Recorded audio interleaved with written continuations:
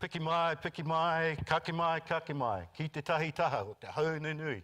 Ka tū te rupe rupe, ka tū te kawa kawa, ki te kawa tuatahi, ki te kawa tuarua, te whatua rua, ka whakakiki, ka whakakaha, ahu mai, ahu mai. Tihei, Mauri ora. Just a little mihi about uplifting, getting inspired, doing the most you can with the resources you have. So when I gave a little bit of a history where I was brought up on the marae, on the dirt floors and things like that, but we never felt poor because we had resources galore around us.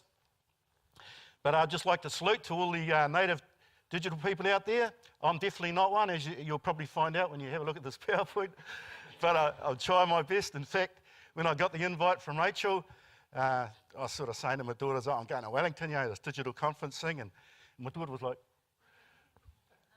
Mum, Dad's telling fibs again. Got a little cute little daughter, he's always dobbing me in for different things. I think I've been quite lucky in that when I went to school, sports jocks ruled. You had to be in with the sports jock crew. You play rugby and stuff. Well, actually, it's just rugby. Rugby and netball. Now you've got diversity. Rachel's talking about diversity today. It's just beautiful, I think. Especially in schools, you've got so many choices, and teachers got so many choices with the curriculum. But now it's definitely the worm's turn. Every parent's hoping their son or daughter will bring home a digi person. We used to call them nerds. But now, people look up to them. They're the heroes. Sports jocks are sort of somewhere in the back row, sort of, oh, why are we missing out, wait till the next cycle. I was really fascinated actually hearing about this because Tihei Mauri order to me is, I'll just explain a little thing. Can't fit too much in half an hour. It's sort of my life passion. The fact that we know that Tane Mahuta, god of the forest, one of many atua, created women. Yeah, it was us, woman. It was us. We did it to you. That's why I always win arguments with my wife. It's like, well, who created you? Come on. But so the myth goes that Hene Ahuani was created from soil, clay, and then Tane breathed into her nose, and that's where you get the Tihei Mauri ora, the come into life thing. But Tane was kind of a busy fella. He also had other partners, and when he had other children, some of them were the birds of the forest. So Maori mythology, people and birds are actually quite well connected. So when I do a lot of stuff in schools with my own kids, high school and that, we always try and introduce the manu. I think they're really special things. And tomorrow my workshop will be making these manu. It's always good to take something home, eh? Rachel said we've got a small room, maybe we might need a bigger room. And you have tails and things like that. I'm not sure about the sticks. Uppy found one for me in the closet somewhere. Sort of weren't allowed to cut any around here. But the idea, like one of the simple games you can play with your children is a game called Te Wii o Te Wheki, which is like a tag game. Can you hear me up the back there? Yeah, we're good? Cheers. So with the tag game, you've got a tail, and these days you're not allowed. Previously, in the old days, feathers were used for the tails, but I hear wood pigeons are sort of out of bounds, kiriru. You can't really get any native birds at all in the forest anymore. So the idea is you have a tail, and that you just run around the gym. You can do all the philosophy stuff in your health classes, and the tail is the thing that does the tagging. It's a really peaceful, sort of awesome way to do some warm-up phys ed, It's not this bashing stuff and running around and sweating, and it's kind of skillful. A lot of dodging there. So we'll make a few of these tomorrow. Sound good? Yeah, come along.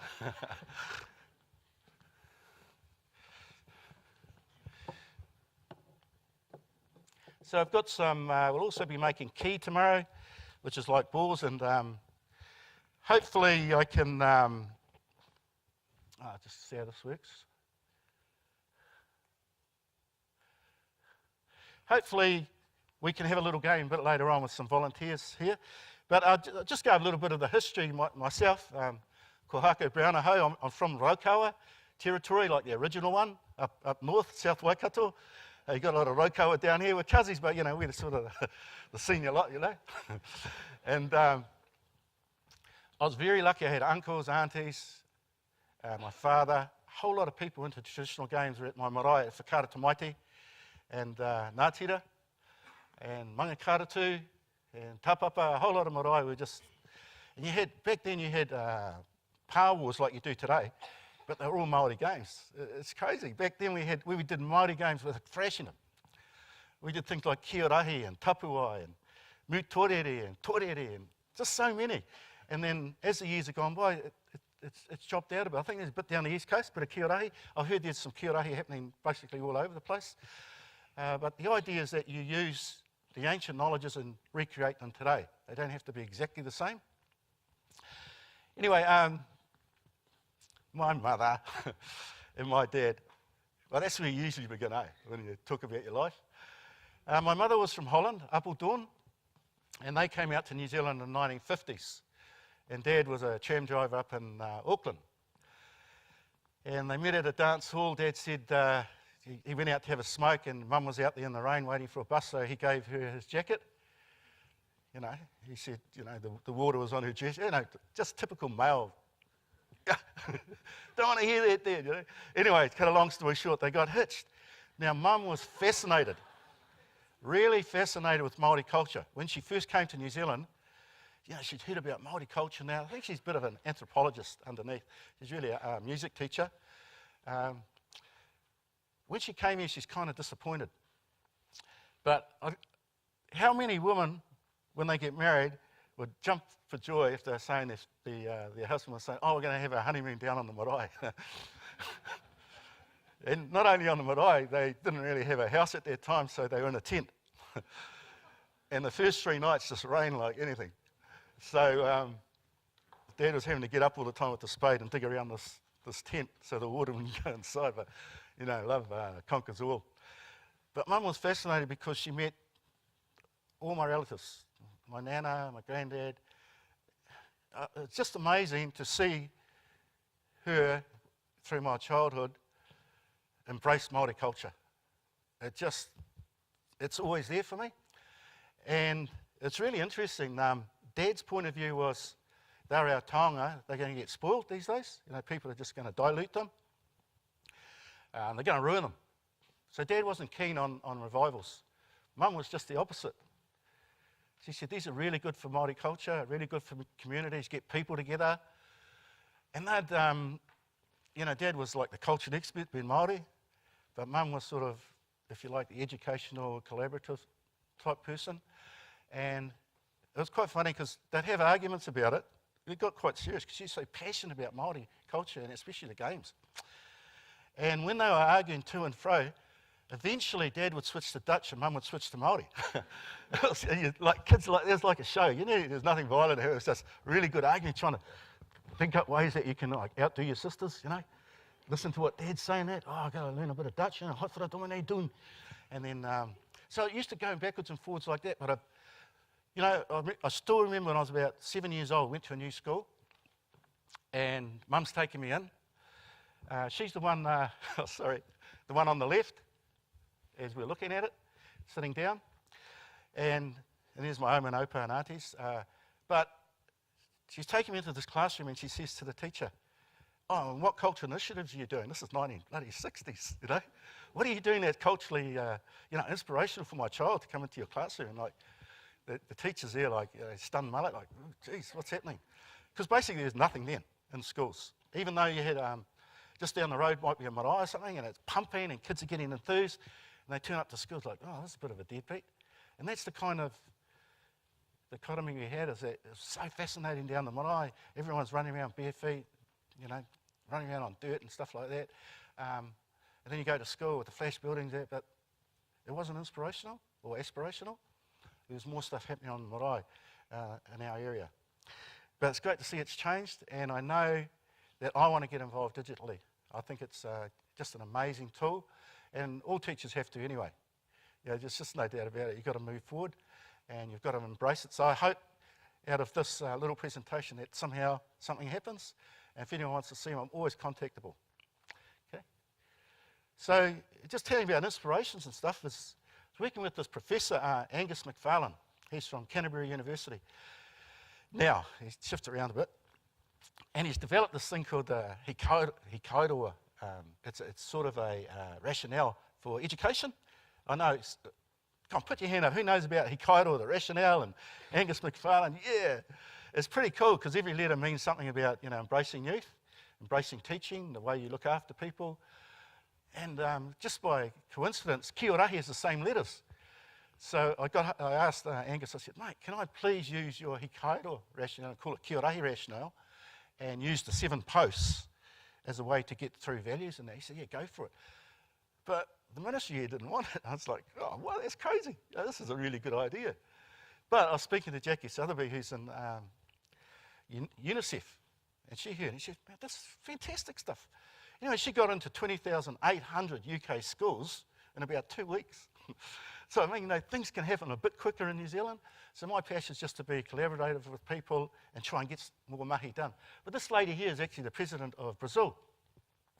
And we got invited to go to a presidential palace in Brazil to demonstrate traditional Māori games for their education department. And I couldn't speak Portuguese, and they could barely speak English.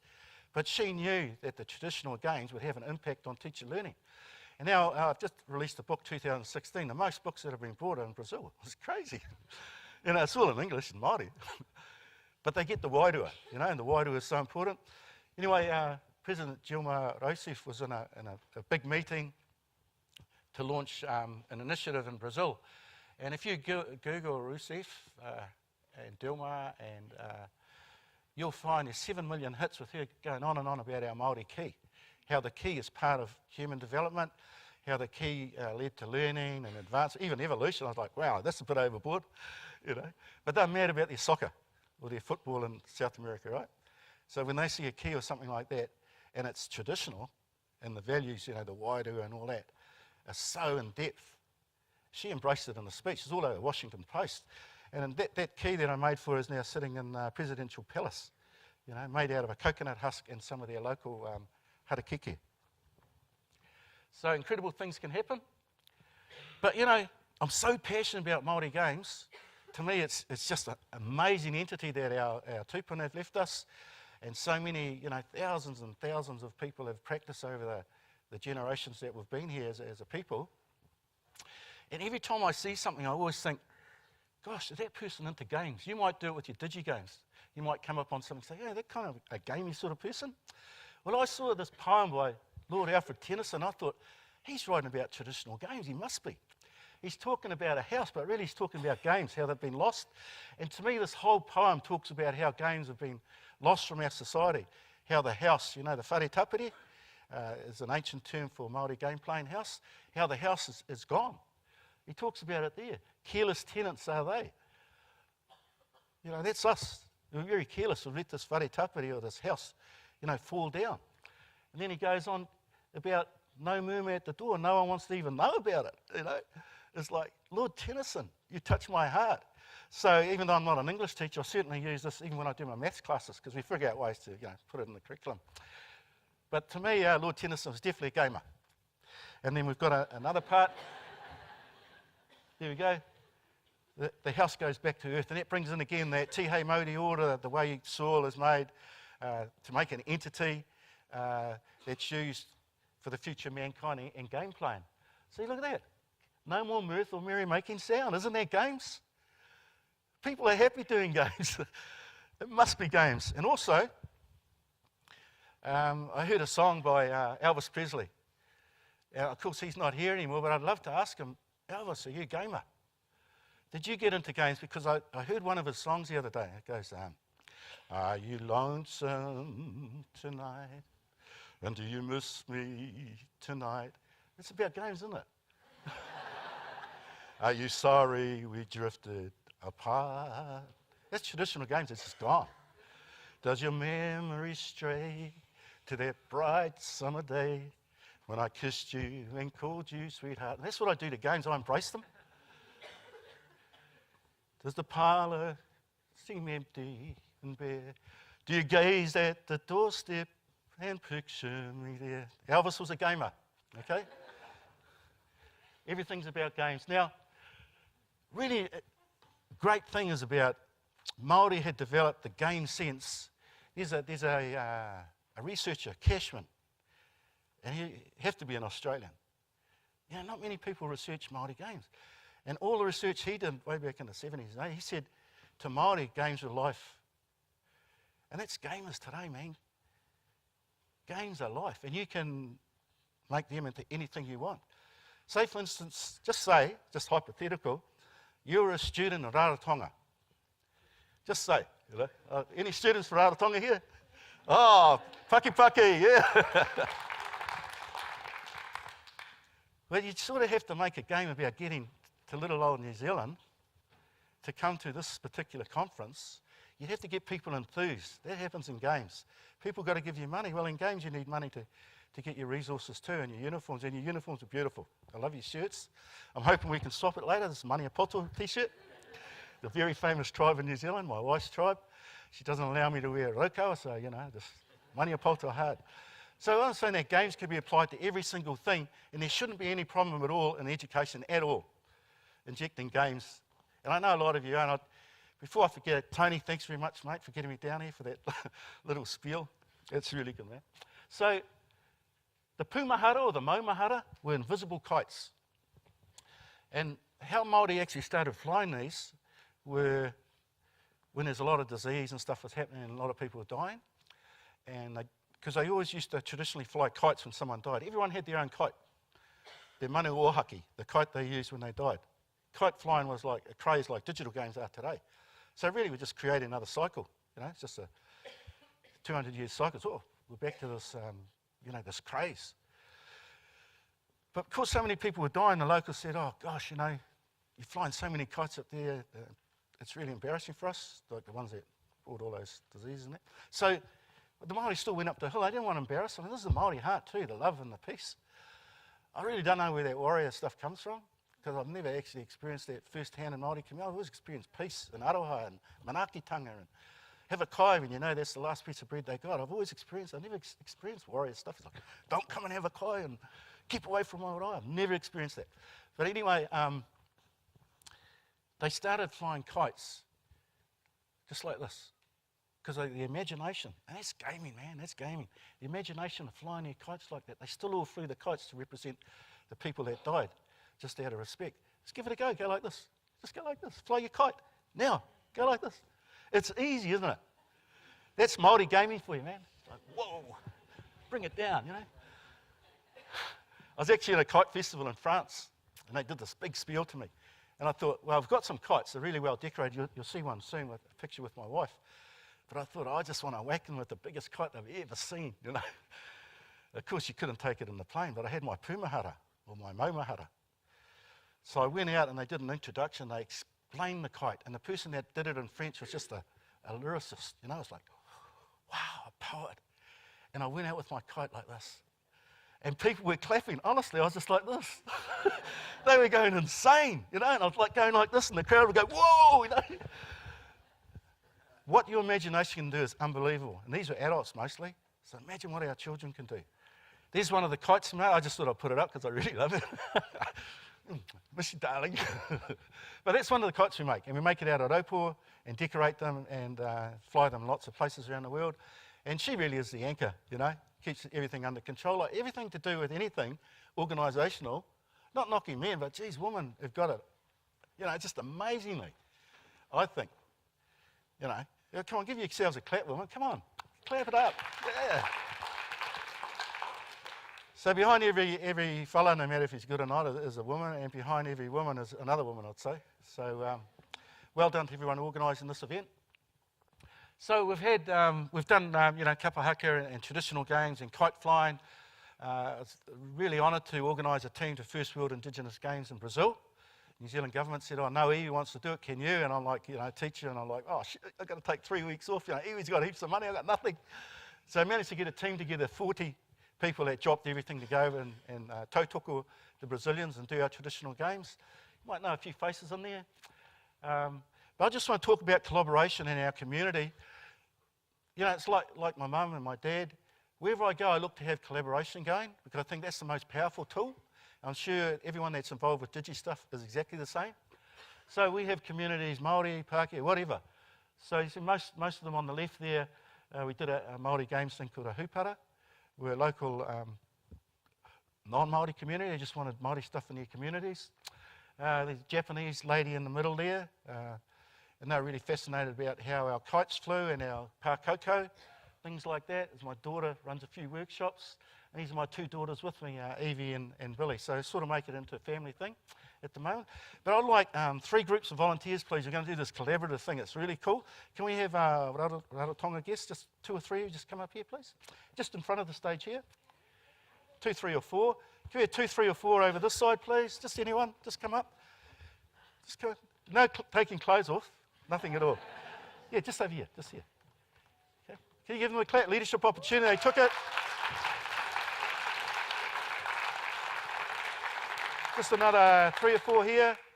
It's an opportunity, just have a bit of fun. No one can see you down here.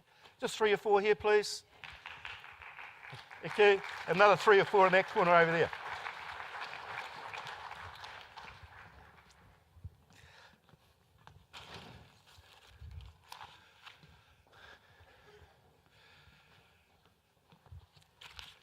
So what these brave souls are going to do, we just need another couple over here, thank you.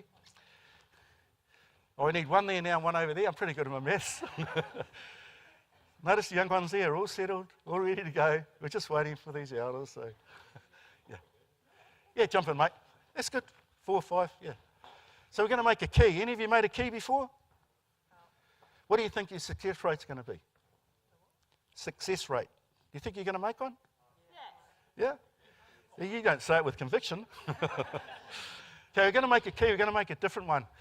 You know, Maori made sandals using knots, kurawai using knots.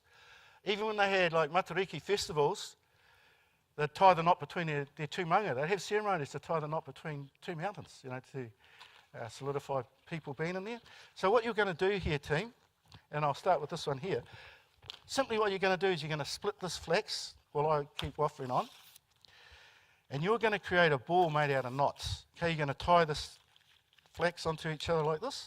You got what I mean? Mm-hmm. And you're just knotting it, knotting it, knotting. Granny knot, granny knot, granny knot. All of you do that, please. Keep going, really fast. Knot it up, knot it up. No, it's just what you got there. One. That's one key or one ball. Can you do the same, please? Just split it down the middle. All of you just keep knotting it up as fast as you can. And this brilliant team have been waiting like half an hour while they get here. Same again, eh? Just split it down the middle.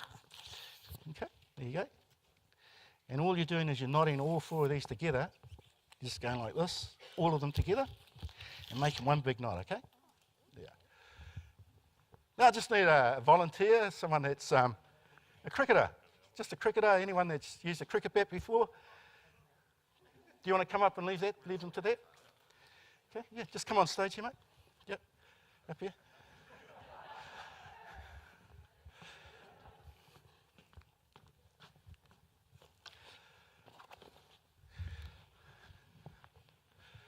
Thanks. What's your name, mate? Holly? Yeah. Oh, good to meet you, man. Yeah. So what we're going to do, you know, I'm really looking forward to seeing Maori games digitised.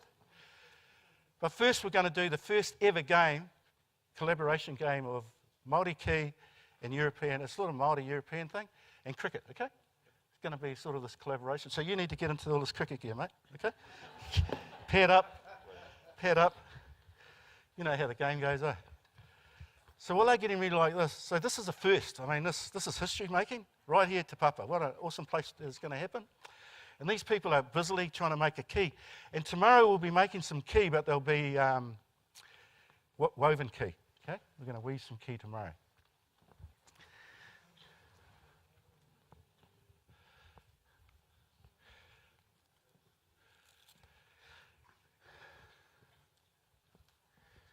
Fascinating.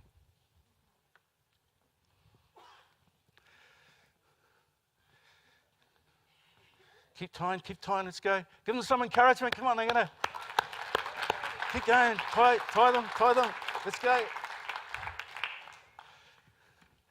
Quickly, nice and tightly. And as soon as you got one, bring it up. As soon as you got one, thanks, bring it up. Now, just after 5 women, 5 men, please. It's just a simple thing. Again, no shirts coming off. Okay. Can we just have you, just 5 volunteers, 5 women, 5 men, just over here, please?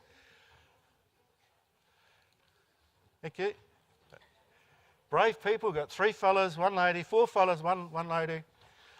Have another lady, another lady. Have we got another lady over there? Third lady, 2 ladies over there, 4 fellas. Have we got another lady? Have we got another lady? Third lady. Have we got, yes, 3rd lady. Have we got a 4th lady? 4th lady, yes, 4th lady. We got 5 fellas and 4. Okay, you're up here, okay? And all you're doing is waiting. Thanks for coming up. 3 more wahine, please. 3 more women. If you could just stand with this group. 3 more brave volunteers. Oh, cool. 1, 2, beautiful. And 1 more, please, over here.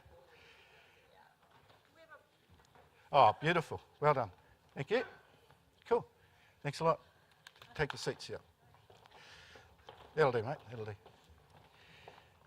Okay. Cool. Thanks a lot. Well done. Got yours done? Yeah. Okay, you know, you've been to cricket matches, right? And if you hit the ball and it goes on the boundary and you catch it on the full in a certain area, you win a car, right?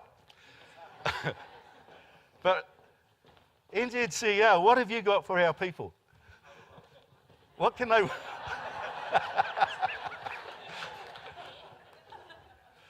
Oh, it's a booby prize, okay? You got to catch the key in the audience, right? You catch this key, this could be the making of you, you know? We've done karakia on it. You take this back to your school, you might be promoted, just like that. You never know what will happen. So we've got our... Have you ever played for New Zealand? Oh, just once or twice.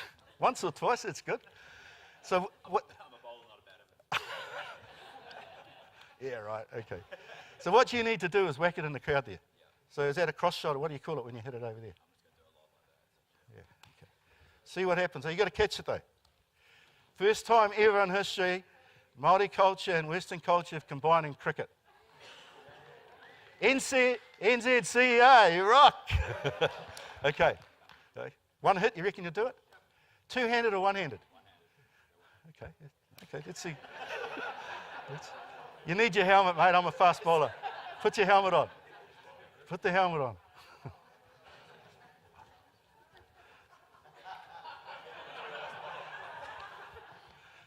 Going off my short run up.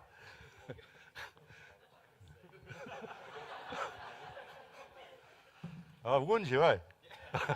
Did I say put the helmet on? What? Yeah, I did. Okay, you ready? Okay, let's go.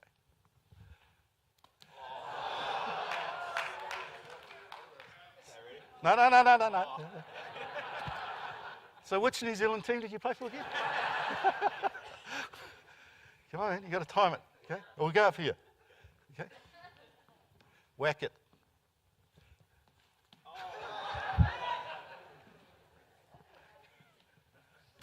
It's okay, mate, I believe in you. I really believe in you. I think you can do it, okay? Yeah! What has she won? Graham? Top prize. Yeah!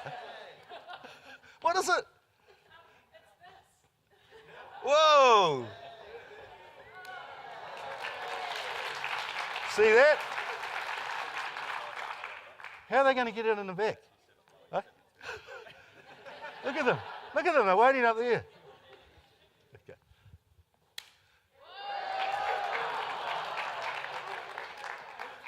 Damn, that's the one that had car written on it. Okay, let's go. Yeah, pick it up and whack it in. Try and get it to the back there. Ah! Yeah! Woo! And you thought you were a nerd. You're a sports jock. Okay, let's go. Whoa!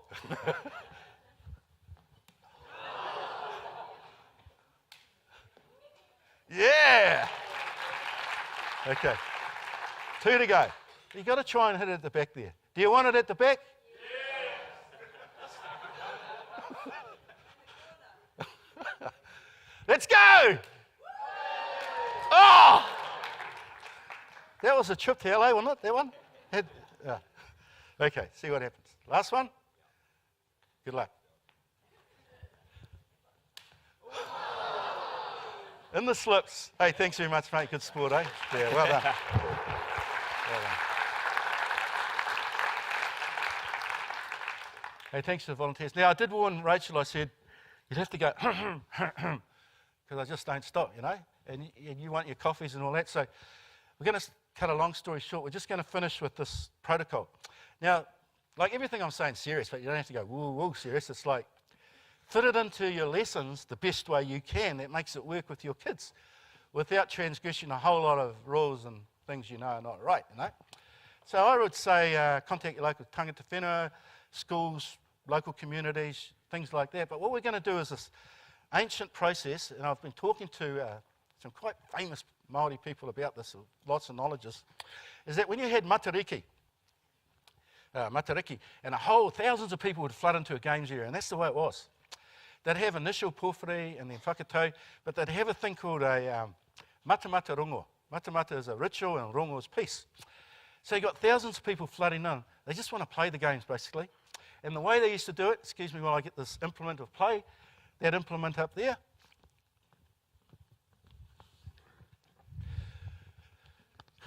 And these are called rākau toa ure. But we sort of changed it now to home air, because more and more people are learning Maori, and they go, oh, geez, that's a bit, ooh. So home air is sort of the name we use now, and the decoration we use is one sort of like a twig. You put it in the ground, and you've got little buds come off each side of it, just to reinforce that idea of peace. So you volunteers are going to do something amazing. First of all, can you just come out here and just stand in a line from here to that side? Good to see you again too, Mauri. Yeah, we just need a woman there. Just woman, tane, yeah, that sort of thing. Now, Maori call this process mata rongo, but to some of you here today, it might be getting lucky at a NZCER conference. I don't know. We'll see what happens, eh? So, what you have to do, the wairua, your wairua goes through this rākau, which is, you know, it's pretty special stuff. And how they used to do it is, if there's like 20 people playing a game, you know, on a papatakaro, like a playing field, or on the beach. So it always amazes me, you have so many Māori land claims, but none of them have claimed the beaches were places that we played our games on. It's like, hello, when Kupi first came here, they had a hakari with lots of games on the beach, up at Tako Bay there. But you get these Māori, I said, put a claim in with the beach included. You know, they were used extensively for the first contacts, even the pōwhiri and stuff like that. So if there was 20 of us all playing around and we saw this group, you're the group from the valley, just start jogging like, yeah, you know. And they're coming up the valley. They want to play and get involved with the games. Thanks, team. Okay, you're all sports jocks. Okay, you're all sports jocks now. So what they want to do is get involved with the game. So us 20 people here, we'll see how many were coming up. And then we'd split up. There'd be me and the person that's just come in, the manuhiri, like tangata whenua, manuhiri, another tangata whenua, another local manuhiri. And you spread, this would go through everyone, like thousands of people there would always do this process of mata rongo in a circle, and there's more rituals to it, like the karakia and there's hariru and stuff, but basically the game part of it, and it's not, you don't have to freak out if you drop it. You're going to be okay? Nothing's going to happen. But you have to pass it with your neck only, okay? And you do it after. You've got it after each other, and it's not like, you know, Year 9 health classes, brilliant in class. Boys and girls doing it, but when they're doing it, it's a game, they'll do it. And it's to teach that you can approach another person and touch them without having a sexual experience. It doesn't have to be sexual, you know?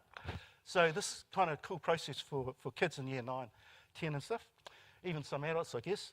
So you have Martin, upstanding young fella. Are you going to introduce traditional Māori games into your weka workshops? I think we should try. How's that, eh? Already? Okay, mate. Sure. Starts there. Okay. You've got to embrace her, neck to neck only. Good. Hey, what happens here stays here, right? Keep going. Well done. Come on, man. Get in there. Come on. Don't use the hands. Chin only. That's brilliant. Awesome. Nice.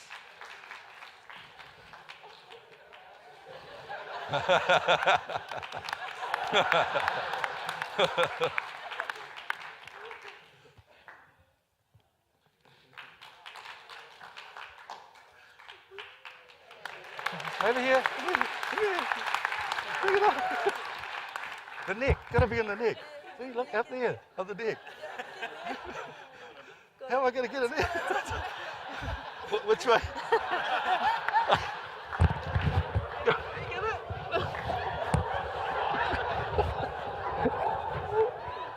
Yeah. Hey, thanks a lot, eh? Thank you. Kia ora. Thanks a lot. Ngā mihi. Kia ora. Well done. Brave people. Brave people. Oh, before you go, just take your shirts off.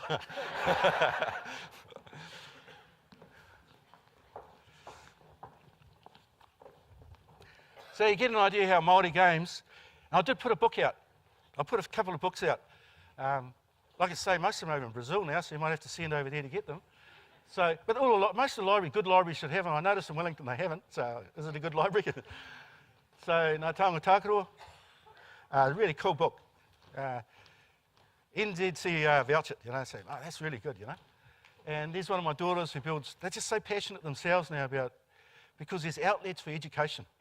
And I'll take them away from school if we're doing works. I said, this is really cool stuff. You'll learn all your curriculum stuff doing these workshops, because being a teacher, secondary school teacher, I found primary school teaching really hard. I tried it for 2 years back to secondary school, but that's beside the point.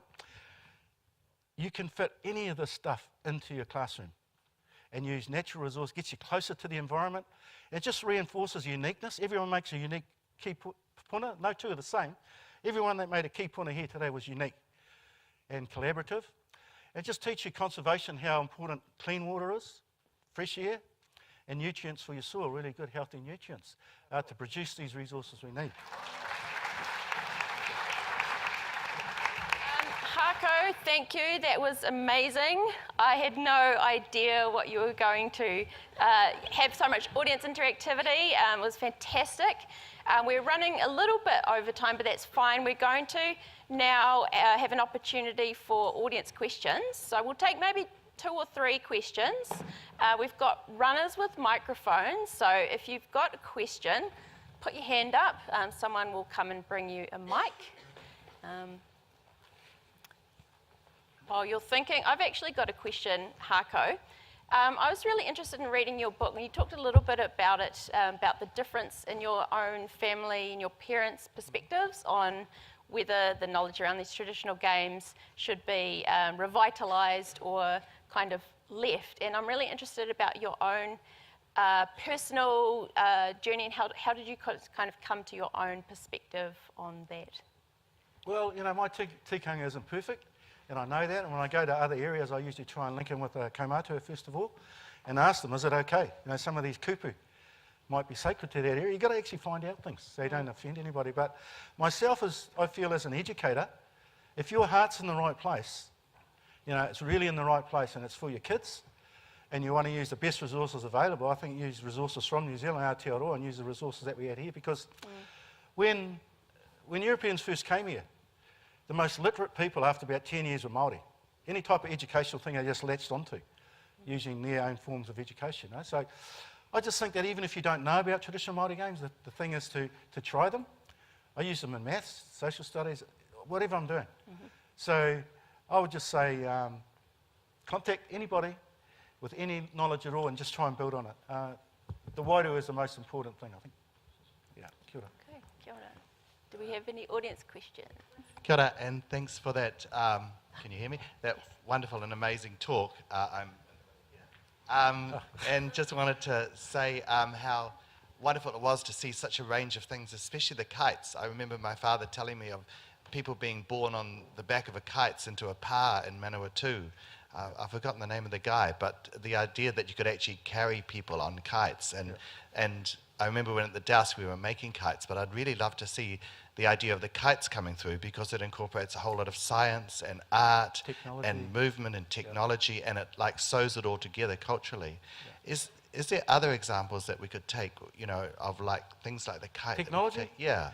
Well, I started to do this masters, right? And everyone who starts to do a masters, they're going to change the world. And I thought I'd do Maori games and kite flying. And then I did initial research. The supervisor says, you better go do some initial research. 741 hybrid games. That's crazy. winter was a time for creation, because you're indoors, they just manipulate anything and turn it into something else. It's like a virus that's mutating. Next year the game's into something else.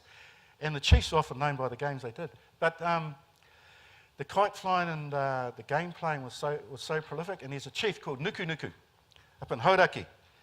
And they made a big kite to go into a pā, and the technology they used, I mean, it's like warfare today. Medicines and that improved because they use so many in war theatres. So Chief Nuku Nuku, he got one of his warriors to just float down on a kite, strictly called a pākoko, because anything that glides is a pākoko. And we're making some tomorrow. If I can find some Nico around town, we'll make some pākoko. These are these awesome gliders. But no, good knowledge. Thanks for sharing that about your kites. Thank you. Yeah, questions? If you've got a question, put your hand up. Yep, there's one up the back.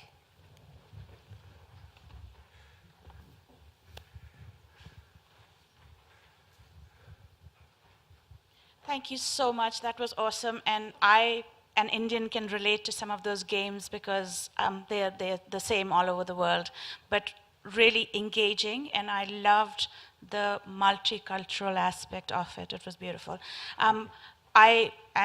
I use a lot of games digitally, and I would love to see some of these resources. So I was wondering if there's a place to go to. I know that the book's are available, but just to have even videos or whatever resources you have would be wonderful to take back. Thank you very much. YouTube's really good.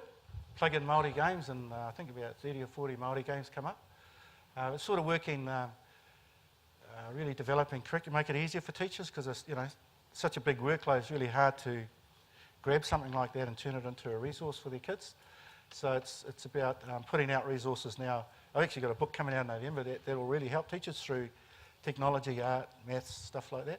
So hopefully, you hear about it and you can purchase it. But YouTube's really good, really good. Okay, I think we might wrap up there. We're very fortunate that we have Harko here over the whole 2 days, so I'm sure many of you will want to come and find him during the breaks or come to his workshop and keep drawing out some of this incredible depth of knowledge that he's got around Ngā Taonga Tākaro.